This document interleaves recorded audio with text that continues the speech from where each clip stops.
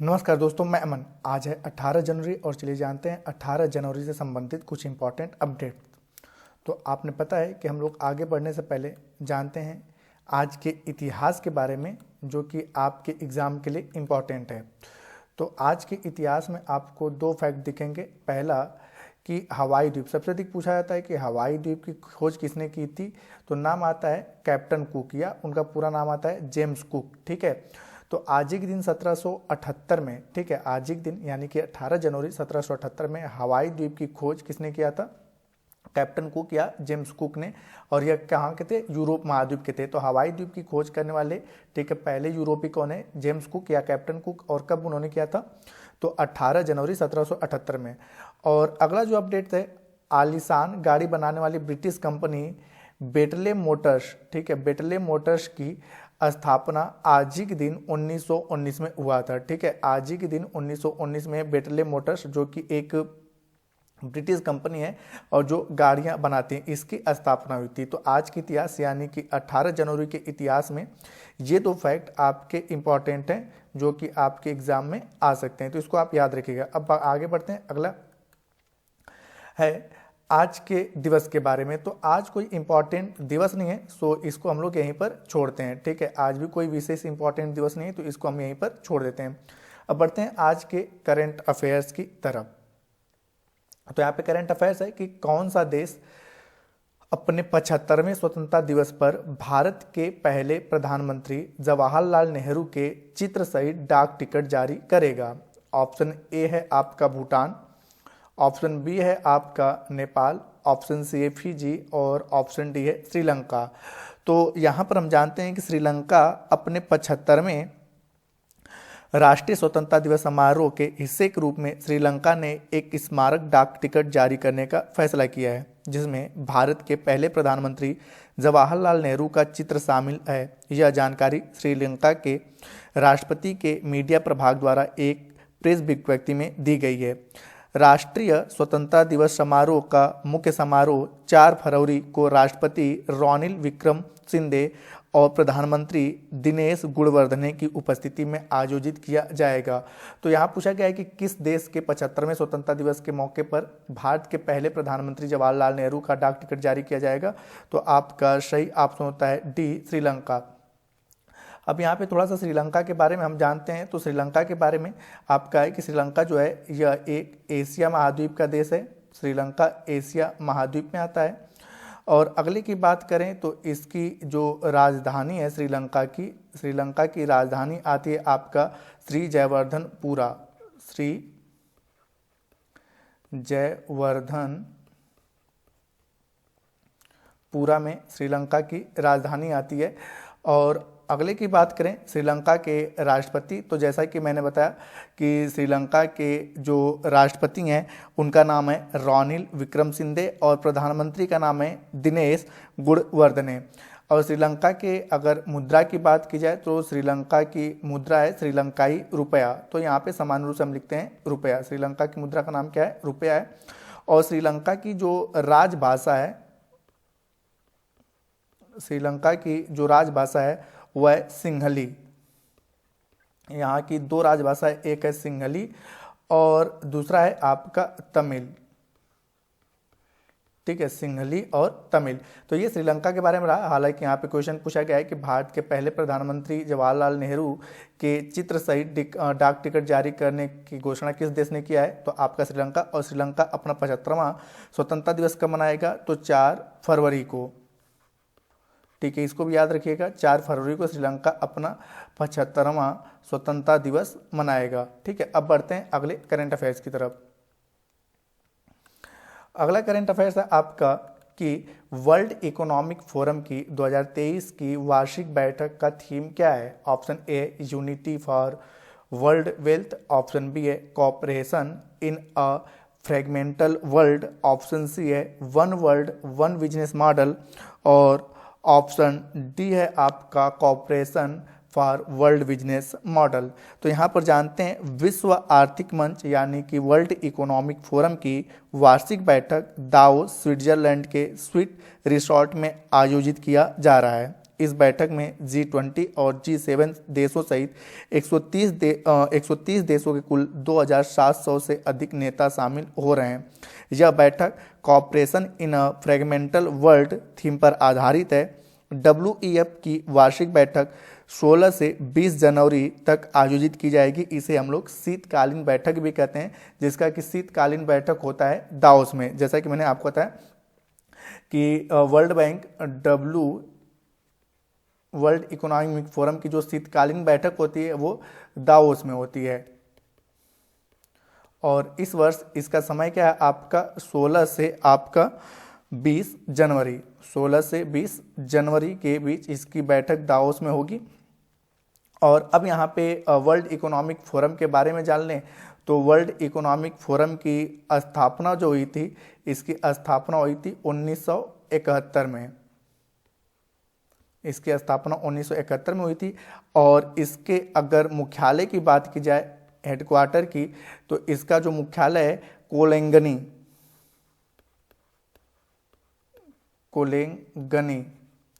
और ये कोलेंगनी जो पड़ता है यह भी पड़ता है आपके स्विट्जरलैंड में। ठीक है, तो WEF की स्थापना कब की गई थी? वर्ष 1971 में। इसका हेडक्वार्टर कहाँ पे? कोलेंगनी। यहाँ पे फिर से हम लिख देते हैं कोलेंगनी में इसका हेडक्वार्टर पड़ता है। और ये कहाँ पे? स्विट्जरलैंड में है। और यहाँ पूछा गया है कि इसकी जो वार्षिक, अगर आपसे पूछा जाए कि WEF वर्ल्ड इकोनॉमिक फोरम की वार्षिक बैठक कब होती है, तो शीतकालीन समय में, जैसा कि वर्तमान समय में शीतकालीन। और कहाँ पर होता है? तो दाओस में। ठीक है, कहाँ पे होता है आपका? तो यहाँ पे लिखा गया है दाओस में इसकी शीतकालीन बैठक होती है। और ये किस देश में स्थित है? स्विट्जरलैंड में स्थित है। और इसका थीम क्या रखा गया है इस वर्ष का? तो आपका लिए रखा गया है corporation for world business model. अब बढ़ते हैं अगले क्वेश्चन की तरफ। अगला क्वेश्चन है, नेवल एक्सरसाइज वरुण का आयोजन भारत और किस देश के मध्य किया जा रहा है? ऑप्शन ए है USA, ऑप्शन बी है जर्मनी, ऑप्शन सी है फ्रांस और ऑप्शन डी है ऑस्ट्रेलिया। तो जानते हैं भारत और फ्रांस के बीच द्विपक्षीय नौसेना अभ्यास वरुण के 21वें संस्करण की शुरुआत हो गई है। इसका आयोजन 16 से 20 जनवरी तक किया जाएगा।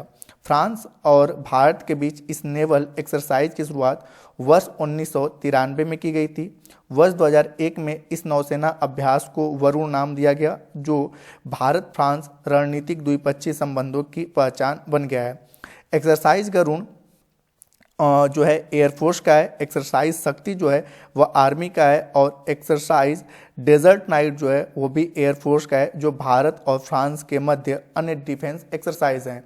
तो यहाँ पे पूछा गया है कि वरुण नामक जो एक्सरसाइज है भारत और किन दो देशों के बीच या किस देशों के बीच हो रहा है?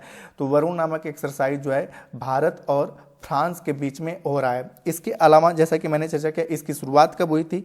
तो वरुण एक्सरसाइज की शुरुआत जो हुई थी वर्ष 1993 में हुई थी। इसकी शुरुआत जो हुई थी वर्ष 1993 में हुई थी। और वर्ष 2001 में इसका नाम गरुण रख दिया गया। वर्ष 2001 में इसका नाम गरुण रख दिया गया। और आगे की बात की जाए तो भारत और फ्रांस के बीच में अन्य जो एक्सरसाइज की जाती है, तो यहाँ पर है एक्सरसाइज गरुण, जो कि एयरफोर्स का है। ये जो है इसमें एयरफोर्स भाग लेता है। उसके बाद है आपका एक्सरसाइज शक्ति। एक्सरसाइज शक्ति जो है इसमें आर्मी भाग लेती है। इसमें भारत और फ्रांस की आर्मी भाग लेती है। और उसके बाद है आपका डेजर्ट नाइट। इसके अलावा एक है आपका Desert Knight, exercise Desert Knight. तो इसमें भी भारत और फ्रांस की एयर फोर्स भाग लेती है। ठीक है, भारत और फ्रांस की एयरफोर्स भाग लेती है। अब यहाँ पे थोड़ी सी हम चर्चा कर लेते हैं फ्रांस के बारे में। तो यहाँ पर जो आपका फ्रांस है, यहाँ पे अगर हम फ्रांस के बारे में चर्चा करें तो फ्रांस जो है वह यूरोप महाद्वीप का देश है। और इसकी जो राजधानी है फ्रांस की वो है पेरिस।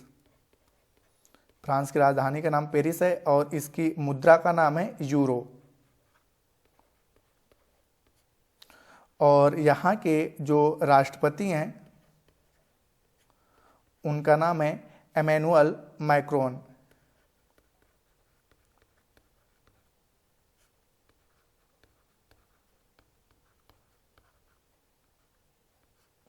और यहाँ की जो राजभाषा है वो है फ्रांसीसी।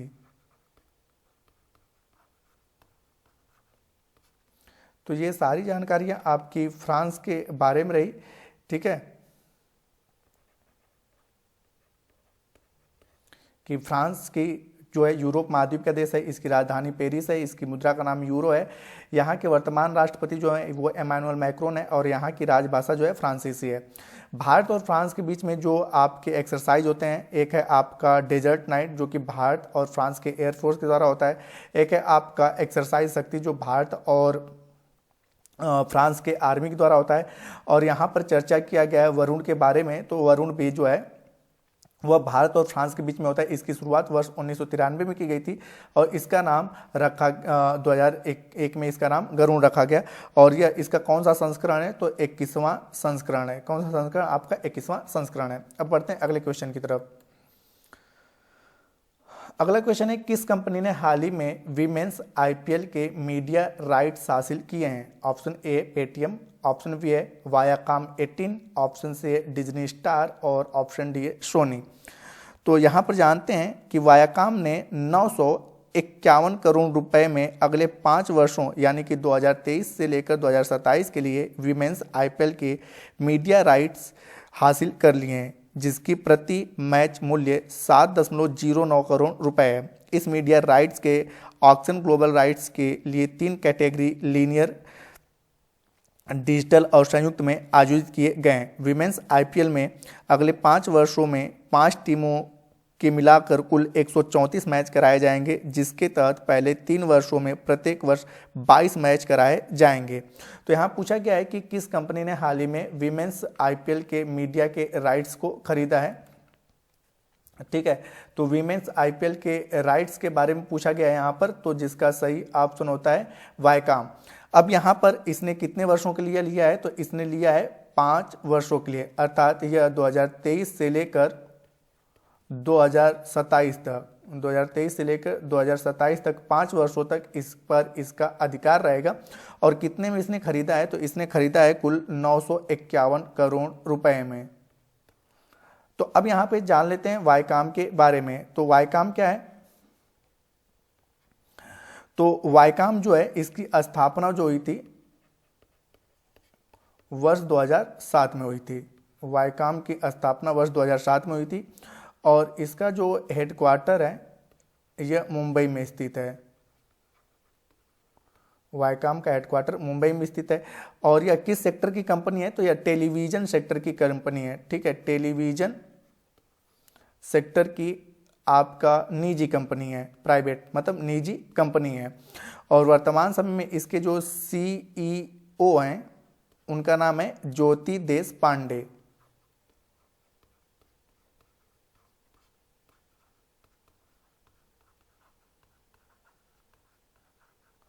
ठीक है, ज्योति देशपांडे। तो यहाँ पर है कि आईपीएल का मीडिया राइट्स का मतलब कि जितने भी प्रकार के मीडिया कंटेंट देखा है वो सारे अधिकार किसके पास हैं, वायकॉम के पास है। और कितने समय के लिए, तो पिछले 5 वर्षों के लिए, ठीक है, पिछले 5 वर्षों के लिए, मतलब 2023 से लेकर 2027 तक। और कितने महीने खरीदा है, तो 951 करोड़ रुपए में इन्होंने इसे अपना राइट्स अधिकार किया है। तो वायकॉम की स्थापना 2007 में की गई, इसका हेडक्वार्टर मुंबई में है और यह निजी सेक्टर की एक टेलीविजन कंपनी है। और इसके वर्तमान समय में सीईओ कौन है, तो ज्योति देशपांडे इसकी सीईओ हैं।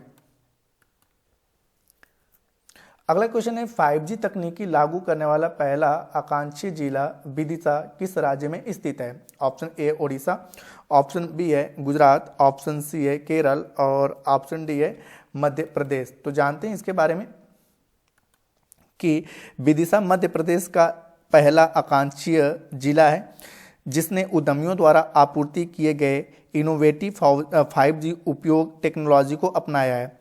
यह विदिशा जिला प्रशासन और दूरसंचार विभाग के centre for development of telematics के बीच एक सहयोग प्रयास है डॉट स्टार्टअप और SMEs के लिए 5G 4G इनोवेटिव सॉल्यूशन की बहाली के लिए विदिशा में 5G use case promotional pilot का नेतृत्व कर रहा है।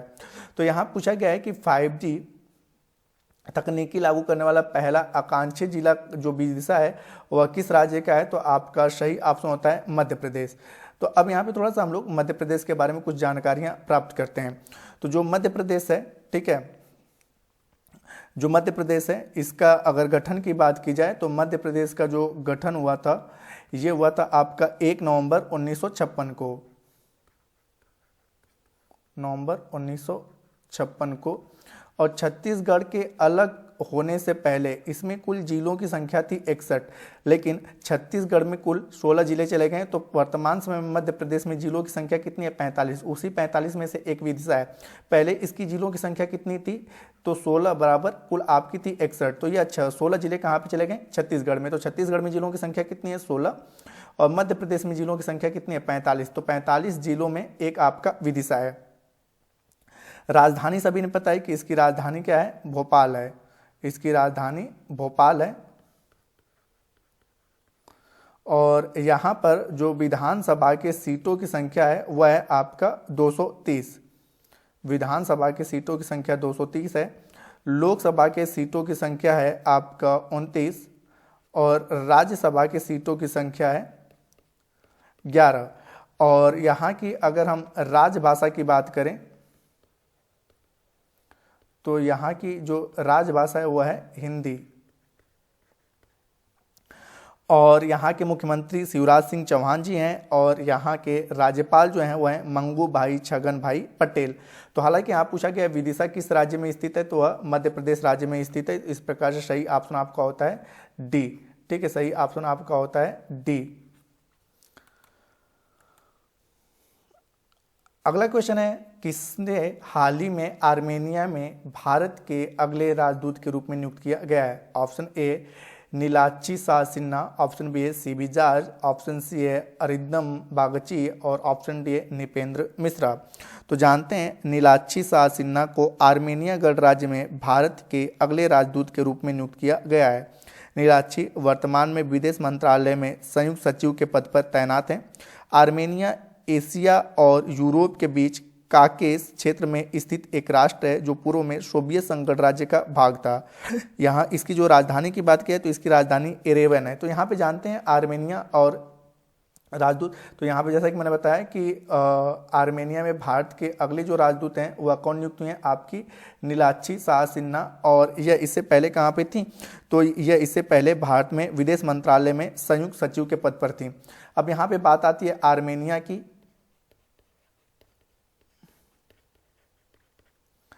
तो आर्मेनिया जो है, ठीक है,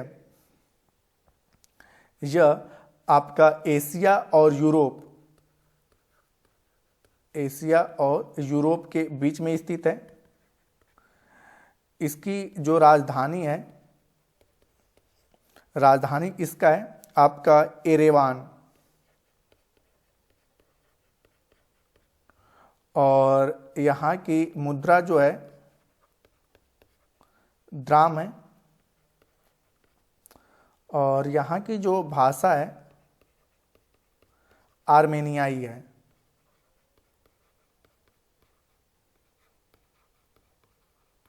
इसकी जो भाषा है वह आर्मेनियाई है। तो यहाँ की जो भारत में राजदूत बनी वह नीलाची शाह सिन्हा बनी है। इस सेशन का अंतिम क्वेश्चन है आपका कि किस सार्वजनिक क्षेत्र के बैंक ने किसान पुष्पक योजना के तहत गरुण एरो स्पेस के साथ भागीदारी की है? Option A Punjab National Bank, option B है आपका Union Bank of India, option C है केनरा बैंक और ऑप्शन डी है भारतीय स्टेट बैंक। तो जानते हैं यहाँ पर कि चेन्नई स्थित एक drone company Garun aero express ने किसान पुष्पक योजना के तहत 150 गरुण कृषि किसान ड्रोन के वित्त पोषण के लिए यूनियन बैंक ऑफ इंडिया के साथ भागीदारी की है। ड्रोन ऋण किसानों को कृषि उत्पादन के लिए भूमि रिकॉर्ड गतिविधियों के डिजिटलीकरण के साथ साथ उर्वरकों, रसायनों और कीटनाशकों के छिड़काव में सहायता करेगी। Agri infrastructure fund scheme 150 drone application को फंड करती है जो किसानों की सहायता करेगी और 150 योग्य पायलटों को उद्यमी बनाने के लिए प्रशिक्षित करेगी। तो यहाँ पर पूछा गया है कि किस सार्वजनिक बैंक ने जो है गरुण एरोस्पेस के साथ, ठीक है, फंडिंग की भागीदारी की है। तो आपका सही ऑप्शन होता है B, Union Bank of India. आपका सही ऑप्शन होता है B, Union Bank of India. अब यहाँ पर जानते हैं कि आपका गरुण एरोस्पेस के बारे में। तो गरुण एरोस्पेस जो है, इसकी स्थापना की बात की जाए तो इसकी स्थापना जो की गई थी वर्ष 2015 में इसकी स्थापना की गई थी और इसका जो हेडक्वार्टर है, इसका हेडक्वार्टर है चेन्नई में। इसका हेडक्वार्टर चेन्नई में है और इसके जो सीईओ और फाउंडर हैं, संस्थापक हैं, उनका नाम है अग्निश्वर जयप्रकाश।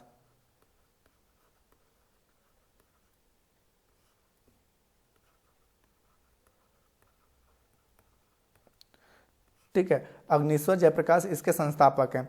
और यूनियन बैंक की बात की जाए तो यूनियन बैंक की जो स्थापना है, इसकी स्थापना की गई थी 11 नवंबर 1919 को। इसका जो हेडक्वार्टर है यह है मुंबई में। इसके जो संस्थापक थे उनका नाम है सेठ सीताराम पोद्दार।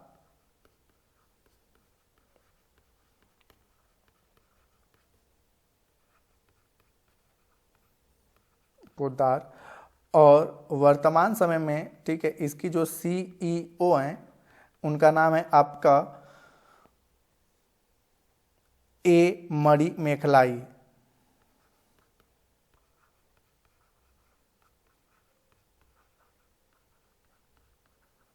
ए मणि मेखलाई वर्तमान समय में यूनियन बैंक की सीईओ हैं। तो दोस्तों ये रहे आज के करंट अफेयर्स के अपडेट्स। अब समय पिछले सेशन में पूछे गए क्वेश्चन का आंसर देने का।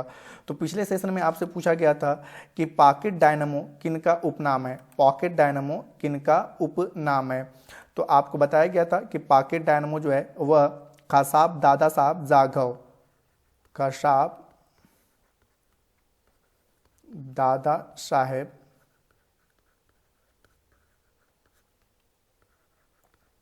जाधव का जो उपनाम है वो क्या रखा गया था, पॉकेट डायनामो। अब यहाँ पे आज का क्वेश्चन है कि आज का क्वेश्चन ये है कि गरुण एक्सरसाइज जो है इसकी शुरुआत, गरुण एक्सरसाइज जो है वो भारत और फ्रांस के बीच में होता है। तो गरुण एक्सरसाइज की शुरुआत कब हुई थी? गरुण एक्सरसाइज की शुरुआत कब हुई? तो दोस्तों आप इसका आंसर हमें कमेंट बॉक्स में दे सकते हैं। आपके कमेंट का हमें इंतजार रहेगा। दोस्तों यह वीडियो पसंद आया हो तो वीडियो को लाइक करें, कमेंट करें तथा अपने दोस्तों के साथ शेयर करें। और चैनल पर नए हैं तो चैनल को सब्सक्राइब अवश्य करें। इस पीडीएफ को प्राप्त करने के लिए आप हमारे टेलीग्राम से जुड़ सकते हैं जिसका लिंक वीडियो के डिस्क्रिप्शन में दिया हुआ है। तो वीडियो के अंत तक बने रहने के लिए धन्यवाद। मिलते हैं जल्दी नेक्स्ट वीडियो में।